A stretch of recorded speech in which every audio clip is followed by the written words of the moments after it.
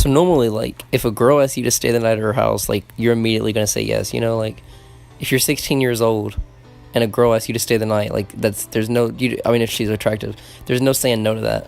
So yeah, this is like this story about this time that this girl is a complete stranger. So I was on Instagram and I was going through like this. There was like a tab, like a Discover tab or something, and like this girl came up, and her name was Tara or something like that. And I remember, like, I went on there and I went in her DMs and I'm like, hey, and we started talking a little bit, and then out of nowhere she's just like, hey, you want to come over and stay the night this weekend? And so I was like, sure, even though it was really sketchy. I've never met this girl. I didn't know any of her friends. So I'm just like, hey, Dad, can you take me to this girl's house to stay the night? And he's like, do you know her? And I lied. I'm like, yeah. We went to church together when I was younger or something like that. So we are in Jackson. It's about 15 minutes from my hometown.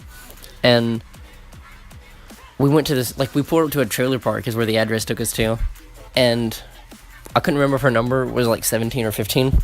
So I went ahead and we went to number 17, and it was like this like really weird looking trailer. And I remember like there was like an axe and like a pair of boots on the front, like up on the porch. So, you know, immediately we were just like, you know, he's like, Brennan, you can't stay here. And then I was like, oh wait, maybe it was 15. So I texted her and I'm like, hey, was it 17 or 15? And she's like, oh, it was 15. So we walked back over to the we walked across the lot. We went to the trailer 15, and it turns out that was hers. We knocked, and her mom and my dad exchanged words. Turned out that her mom's husband worked with my dad or something.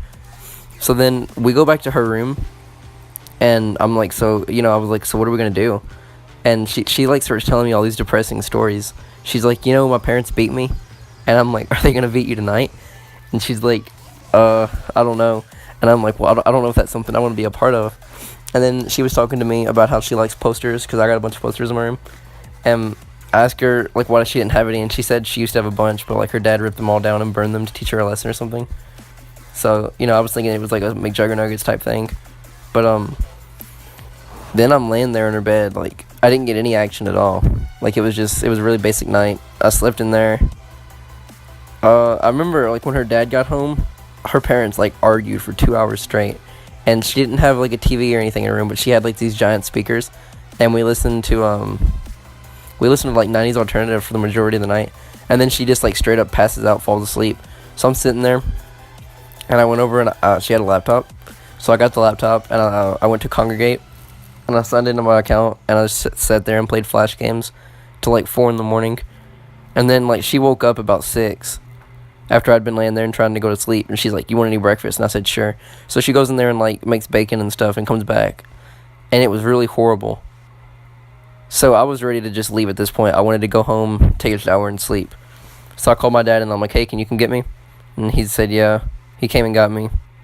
And anyways, he comes and picks me up, and he was working at FedEx at the time, so we went in this FedEx truck. And I remember we got about halfway home, and I didn't have my phone with me, so we had to go back. And I knocked on the door, and she was just, like, in a completely different attitude at this point. And I'm just like, hey, can I have my phone back? She said, yeah, and she gave it to me. And then I never talked to her again. See, it was so weird, just the way that all that ended up. To this day, I've still never talked to the girl. But yeah, I just figured I'd share that story, because, you know, it could have gone really bad, but it didn't. So if you guys are ever going to stay the night at a stranger's house, you really want to look at the pros and cons. In my opinion, I think that if I could go back and change it, I wouldn't. It was still, I mean, I got out of the house, you know.